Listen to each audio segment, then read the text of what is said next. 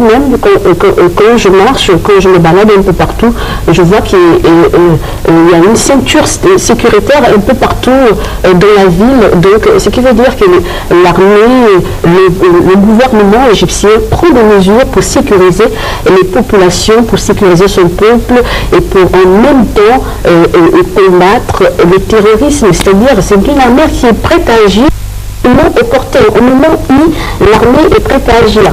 Donc, le peuple égyptien encore soutient l'armée. Oui, l'armée, sa direction politique. Oui, bien sûr. Moi, je vois que l'armée et le peuple sont en parfaite harmonie. Il n'y a pas une séparation entre les deux. Ils vivent au quotidien sous la protection même. Mais cela ne veut pas forcément dire qu'il existe un danger, qu'il faut à tout prix que l'armée, c'est son travail, c'est ce qu'une armée doit faire, protéger son peuple, assurer la paix et la sécurité à tous les habitants, à tous les Égyptiens. À votre point de vue, mon point de vue, je trouve bien sûr, j'abonde dans le même sens que l'armée, elle est toujours sur le qui-vive. Mais bon, même si on doit jeter des compliments à l'armée, c'est l'occasion, ces attentats-là répétés là dans le Sinaï, aussi l'occasion d'exhorter l'armée sincèrement à redoubler de vigilance. En tout cas, nous avons besoin du soutien des Africains. Le soutien des Africains, oui, avant d'arriver au soutien des Africains, sincèrement, il faut que, bien sûr, le président a su bien dire que la sécurité soit renforcée, que la population collabore. Mais aux côtés de l'Union africaine, je pense que la résolution est déjà prise. L'Union africaine a décidé de mettre sur pied une force pour lutter contre le terrorisme. Le terrorisme, l'Égypte en fait partie. Et justement, un seul doigt ne peut pas laver la figure. Donc il faut que tous les pays africains, frères, la main dans la main, voilà, main dans la main, puissent combattre ce phénomène. C'est que les populations, le peuple doit se sentir en sécurité où qu'ils soient, et c'est partout en Afrique. Parce que le terrorisme n'a de religion, n'a de patrie, et ces vies se propagent partout, et le terrorisme n'a des frontières, et sans la coopération mutuelle entre les Africains, ça sera une menace très très dangereuse pour l'ensemble des pays africains. En tout cas, nous devons nous passer à une autre question, c'est le dossier de lutte contre l'Ebola au sein de l'Afrique. Donc, comment vous voyez l'Égypte, comment l'Égypte moderne peut vraiment aider les Africains dans cette lutte, ou dans leur lutte contre l'Ebola? À mon avis, l'aide qui sera vraiment la bienvenue pour l'éradication du virus Ebola, serait une aide financière. Parce qu'il faut renforcer tous les moyens techniques, c'est-à-dire médicaux, pour pouvoir justement booster hors du continent même, éradiquer même l'Ebola.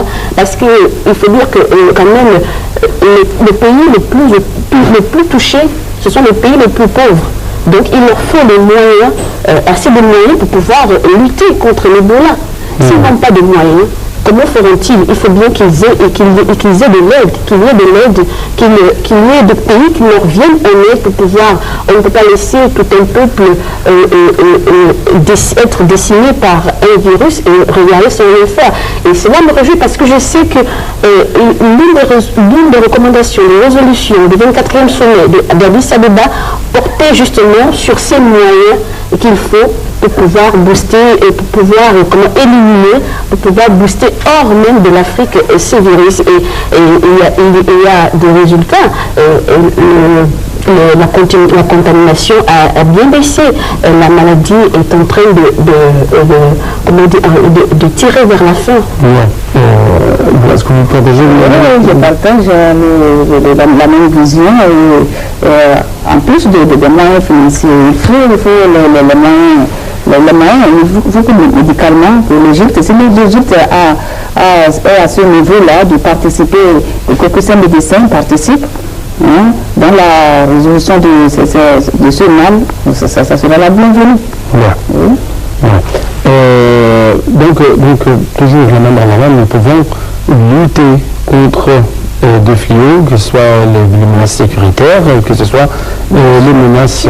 Oui, tous les problèmes que vit l'Afrique ne peut être résolu que si tous les pays africains sont ensemble. Se tiennent la main dans la main pour le faire. Pour cela, il faut booster notre économie, les économies il faut qu'il y ait que les pays bénéficient des richesses issues de leur sous-sol, de leur pays, pour pouvoir le faire.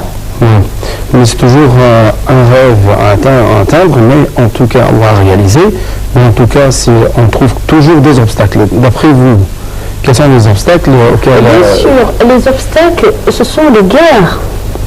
Ce sont les guerres, parce que si un pays n'est pas en paix, il ne peut pas avoir de développement. C'est la guerre qui détruit, et c'est la guerre qui décide le peuple. Et comment voulez-vous que s'il y a la guerre c'est le premier obstacle. Parce qu'il faut la paix dans ces pays-ci. Je crois qu'en tant que des Africains...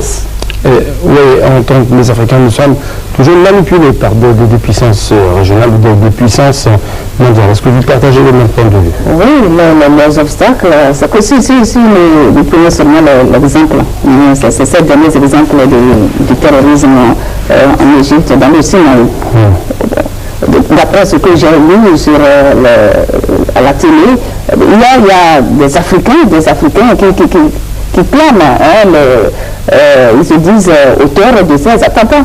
Donc, en résumé, si le diable n'est pas dans la maison, l'étranger ne peut pas venir t'avoir. Donc, on passe toujours par l'Africain. L'Africain doit savoir qu'il appartient à un continent et il doit défendre son devoir. C'est le devoir de défendre ce continent. Donc, nous sommes manipulés. L'Occident ne vient pas directement, il passe toujours par l'Africain. Oui, par les instruments locaux pour arriver à sa fin. Alors que lui, il ne cherche que ses intérêts. Quel que soit le cas, quel que soit l'intérêt, je ne sais pas si tu peux appeler ça intérêt. Quand on bombarde, tu as ton ami, c'est ça. Il y a toujours des profiteurs qui sont là pour profiter de la situation, qui sont là pour que l'Afrique soit toujours pauvre, que l'Afrique ne développe pas, parce qu'ils sont toujours là derrière et ils ont un bénéfice derrière ça. En fait, si vous suivez des cours de formation en tant que des journalistes et des animateurs ou animatrices africaines ou africains qui viennent de 4 continents, quelles sont les leçons à tirer de ce rassemblement africain? Le rassemblement, c'est déjà une bonne chose, parce que ça permet de profiter de l'expérience, de voir comment l'autre fait pour atteindre un niveau de développement. Si c'est un pays peut-être mieux développé qu'un autre, et que ce pays vient peut-être s'acquérir de l'expérience de ce pays développé, il y a un plus dans la mesure où ça nous permet aussi de voir comment les autres font pour arriver ou accéder à un tel niveau de développement. Et c'est un exemple que nous pouvons, qui peut nous servir aussi dans nos pays, dans nos chaînes, pour pouvoir aussi évoluer et pourquoi pas être au même diapason au niveau de développement. C'est encore une opportunité pour échanger les différents points de vue, échanger les expériences, et échanger même les cultures. Oui, justement, à propos des leçons à tirer, la manière dont ces conflits perdus se multiplient. Je ne parle pas de cela, je parle de votre rassemblement ici en Égypte en tant que des journalistes qui sont venus du Cameroun, du Gabon, de l'Égypte même, et du Togo. Donc, vous demandez quoi? Vous demandez quelles sont les leçons à tirer de la situation en Afrique, en tout cas de l'Union africaine. Le cours dans lequel nous sommes. C'est ça, les leçons à tirer de ce stage. Les leçons à tirer, c'est un bon stage. C'est bénéfique. C'est toujours bénéfique. Parce qu'on a toujours... Je ne parle pas du stage, je parle de ce rassemblement. Mais ce rassemblement, il y a une multiplicité de cultures. Il y a une diversité. Donc, nous regrouper là, se retrouver là même, c'est enrichissant. Parce que en étant là, je sais comment ça se passe au Cameroun, je sais comment ça se passe au Togo. Ça me permet de savoir comment tel professionnel de la communication du Bénin, du Togo ou du Niger s'active dans son travail, travaille au quotidien chez lui. Ouais. C'est bénéfique. C'est bénéfique toujours. La troisième question à discuter aujourd'hui, c'est l'autonomisation de la femme africaine. La question, qu'en pensez-vous? L'autonomisation de la femme africaine, pour ma part, l'autonomisation de la femme est en voie de développement dans certains pays. Quand je dis dans certains pays, parce que je sais qu'en ce moment même, actuellement, ce ne sont pas toutes les femmes qui ont cette chance de pouvoir se développer, de pouvoir évoluer dans une société. Il faut le reconnaître et il faut le dire qu'il existe encore des femmes qui souffrent, qui subissent au quotidien le mot de la société qui demandent à ce que les dirigeants prennent conscience de comment aider les femmes africaines à être autonomes, c'est la question. Comment aider les femmes africaines à être autonomes, c'est tout concours qui peut leur amener à disposer, à se satisfaire, à ne pas toujours dépendre totalement de son homme, à avoir ce dont elle a besoin, qu'elle puisse elle-même s'auto-gérer. Donc, c'est donc peut-être les microfinances, cette politique-là est déjà entamée dans plusieurs pays, les microfinances pour permettre à la femme de créer quelque chose, qu'elle ne soit toujours pas à la maison. Bon, c'est vrai, à faire vraiment le travail d'une maison, mais qu'elle fasse quelque chose qui puisse l'aider à se prendre en charge. L'éducation aussi, c'est très important. C'est très important, même à l'âge adulte. Il faut l'alphabétisation pour qu'elle sache lire et puis avec son voisin de l'autre pays, qu'elle puisse communiquer.